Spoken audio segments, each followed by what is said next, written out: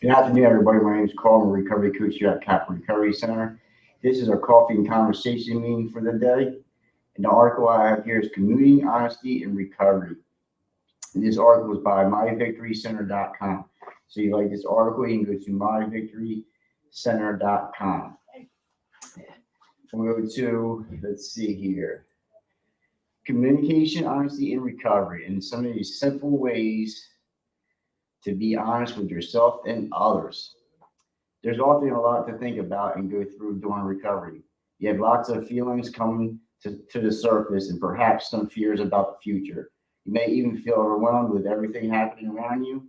Yet, throughout your recovery, it's critical to remain honest.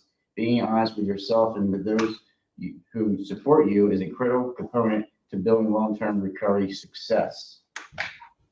Yeah, it's one thing I wasn't an active addiction was too honest. How about you, Alex? Yeah, I wasn't too honest. never me either. That's why I kept on doing the things I was doing because I wasn't honest with myself. We're talking about being honest with self first, right? And then being honest with others. And I always talk about like in recovery, like it always comes back to self first. That's first and foremost, before anything else, I had to get open and honest with myself about what I was doing and the way I'm feeling. And then I can start opening up and being honest with others. Right, right. Says the importance of honesty. During active addiction, there's often quite a bit of lying and refusal to communicate. People suffering from addiction find it hard to focus on your value, anything other than their next dose. They often manipulate friends and loved ones in order to get the alcohol or drugs they have grown dependent on. Yeah, it talks about like if I was open and honest with others about my addiction, and like say I wanted money for the day or for drugs and alcohol, right?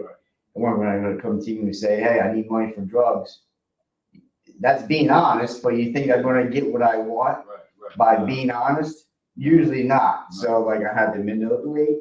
I had to be dishonest, right? I had to do anything in my power to get money, drugs, and alcohol. And it's all negative. Right. Whatever comes with it, it's like a lot of it's all negative. They ain't gonna give it to you straight up. No, definitely not. Well, a lot of people already know what it's for, right? You know what I mean? They can tell just by looking at me what like this guy's, definitely intoxicated, right? And he's like, whatever comes out of his mouth is lies anyway. More likely. They want to buy some food. Yeah. Yep. Even if I was being honest and telling the truth, more likely I still think it's a lie. Yeah. Because that's my track record. Right. Being deceitful, being dishonest. Mm-hmm. Where was I at here? Let's see. The problem. Uh, Was honesty the problem? the problem is that the more you deceive others, the harder it is for them to trust you. That's a hard reality to face when you enter recovery. You can see that what you did was wrong and you want people to trust you again. But trust takes time to rebuild. Amen to that. Being consistently honest in recovery is the only way to rebuild the trust. Commit to being open with others and communicating clearly. Will be willing to listen to another person's point of view. So building trust, right, and being honest, that takes time, and it doesn't happen for everyone. It does, but it takes sometimes longer than others, because we're based off of lies. I sure was. You think I put the drugs and alcohol down. I'm in recovery. I'm doing right. You think you're automatically going to trust me or think I'm telling the truth? No. Definitely not. I have to build that rapport. You know what I mean? Right. Listen, I look at people like I know when you're lying. Yeah. Right? You know what I mean? I can spot it. Yeah. So you have to build that relationship. You have to build that stuff. That doesn't happen overnight. It takes time. Right. But you have to be honest first and foremost. Being honest with yourself. Let's check that out. It says it's not easy to admit when you need help or that something isn't right. Communicating honestly about where you are right now is so important. It's a component of self-care and recovery. Here are a few examples. It says going back to work. So basically, I guess like when you're in addiction, you're using, not showing up for work and not got a job. So now when you get in recovery, you're going back to work. Let's see what it says. Be honest with yourself about the amount of responsibility you are putting on yourself in your professional life. Do you feel as though you're overwhelmed or ready to toss in the towel before it gets to the point that to be honest? Is this the right job for you? Can you ask your employer to reduce your responsibilities? Do you need to go to a meeting to discuss what you're feeling and get tips? So that's another thing. Like where I'm at in my job, I have a great relationship with my coworkers, my supervisors, my boss. Like if I need to take time, if I got too much on my hands, I'm open and honest with them, or whatever the case may be. I'm honest. Because then, like, if I'm not open and honest, if I don't convey this stuff to them and I keep it to myself, I'm going to overwhelm myself. And it talks about throwing in the towel. Like, I can make my own mountain. Right. And I have to be open and honest and talk with others. Yeah. So, and first and foremost, like I said, honesty is the key to a lot of things. Because if I'm justifying or rationalizing and telling myself these things like I did for many, many years, I'm going to end up in a sticky situation. It says negative thoughts. Another time to be honest with yourself is when you're thinking negatively on a frequent basis. Negative self-talk like this is often inaccurate and comes from a place of fear and frustration. Be honest with what you're facing. Is what you are thinking really true? That's a good one. Do you have a low self-esteem right now? What is causing this negative thought and how can you let it go using the techniques you learned in therapy or counseling or meetings and stuff like that? That's one of the things that kept me using drugs and alcohol was negative thoughts, negative self-talk. I set myself up before I even tried to get better, and that plays a big part of that negative perspective on yourself, on life in general, on other human beings. Negativity attracts negativity. And in recovery, I try to embrace positivity, be open and honest. If I don't tell somebody what I'm really feeling, I'm not going to get better. Right. I don't have to tell everybody Right. how I really feel or to be honest, right? But I have to tell somebody. And it talks about therapy, counseling, the meetings, sponsor, counselor, the list goes on. We have to find somebody that we can trust. And when these thoughts and these things arise, I can be open and honest with. It says, struggling with relationships. Are you facing difficulties within relationships that are taking over your life? You have to be honest with yourself before being honest with others. Are you holding on to a relationship just to have one but feel as though it really isn't ideal? Are you putting enough of yourself into that relationship? Or are you being dishonest with yourself about the way you feel about this person? That's some of the good questions that you can ask yourself. Yeah. You know what I mean? Because we can hold on to a relationship longer than expected.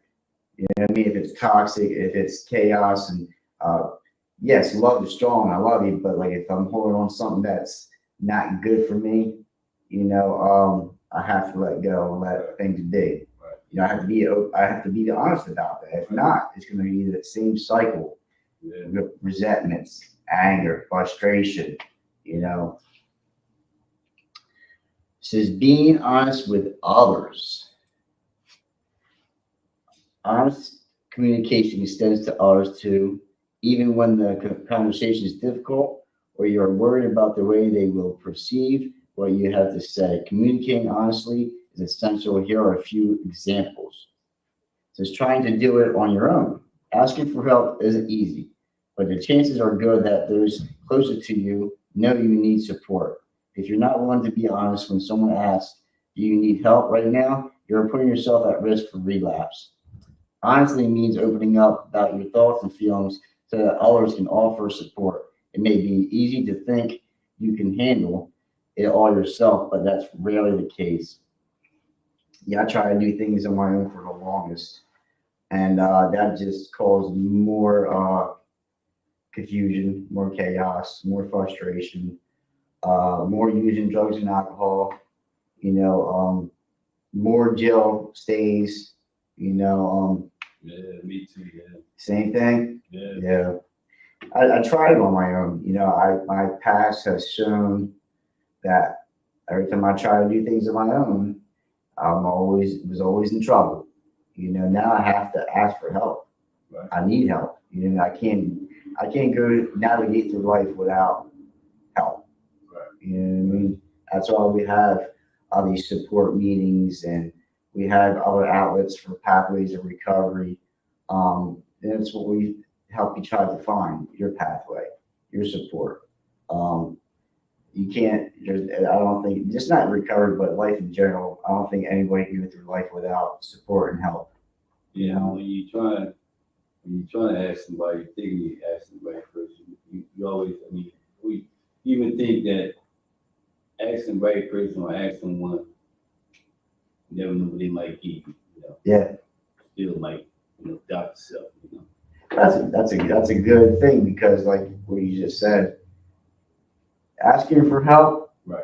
Well, you gotta watch who you ask for help. Yeah, yeah. You know what I mean? If Yeah, I'm still asking the same Joe Smo that I used to use with for help, right, I'm usually not gonna get the help that I need, right? So I have people in my life today I can trust, mhm, right, that are willing to help me and not expect something in return. Like I help you, but you're gonna down the road you're gonna help me. right, right, You know, feel obligated. You know what I mean? Stuff like that. It's like, you know, I have people in my life today that are willing to help me yeah, and not asking me for anything, right, which is a blessing. right, You know, yeah, want me to do good in life.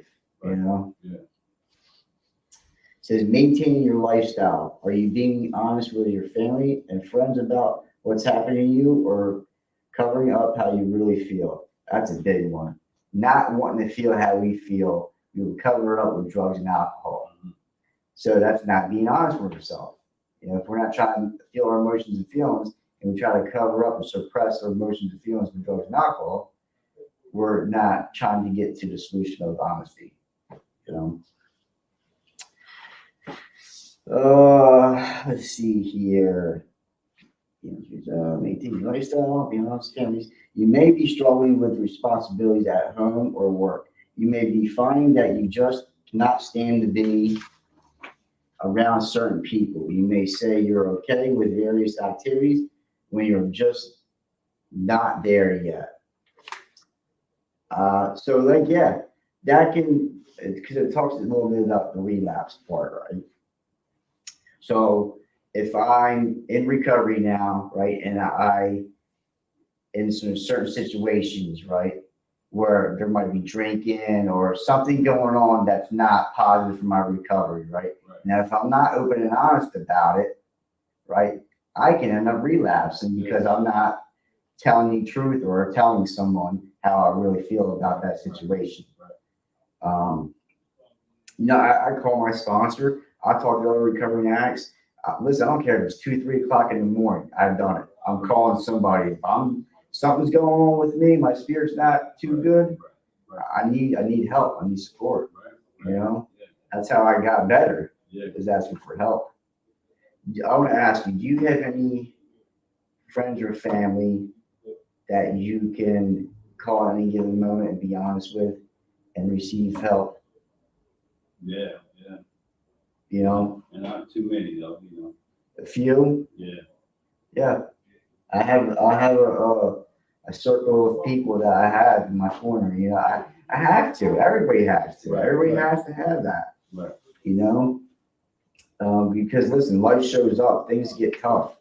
You know, sometimes we think we can't go on, or we won't make it through the day, so we tell ourselves we're human first and foremost, right? We can be crazy at sometimes, and our thinking can be squirrely. You know what I mean? So, but it makes me feel good when I'm open and honest with somebody else, and they said me too.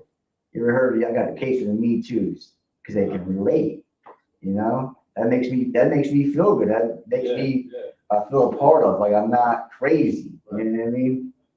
That was a big part of my recovery because, like, I remember coming in to meetings and stuff like that, and like I'm in the full room of people, right? Everybody's like having fun, joking, sharing, and stuff like that. But I still felt alone, you know. Yeah. And I had to be honest about that. And they would just tell me like, me too. At one point, me too. You know what I mean? So that made me feel better. That made me want to stay in recovery. Right. You know. Oh, simple line. Let's see what this is about, huh?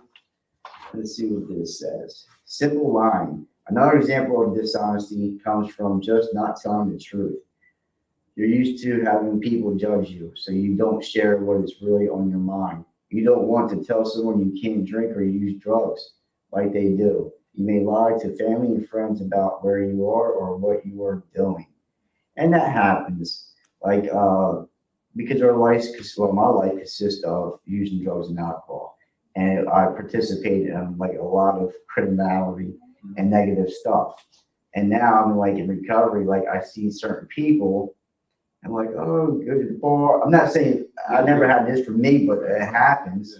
And it's like, no, I don't do that no more. Right. Yeah, but somebody feel embarrassed or ashamed that you don't do that no more, so you're left out, kind of deal. You know what I mean? But simply like, you don't have to tell them that you don't use drugs and alcohol. I mean, I suggest I do, but you say, oh, I got something to do, or just finagle your way through. You don't have to, tell them, but if they're comfortable telling them, go for it. But like, there's other ways you can go about it to always have an exit plan with certain things.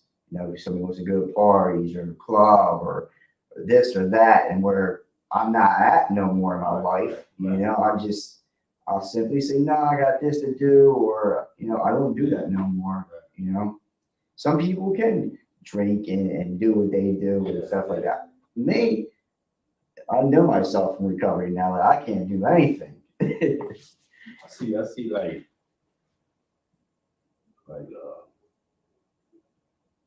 recovery people still go to bars, but they won't drink. Mm-hmm.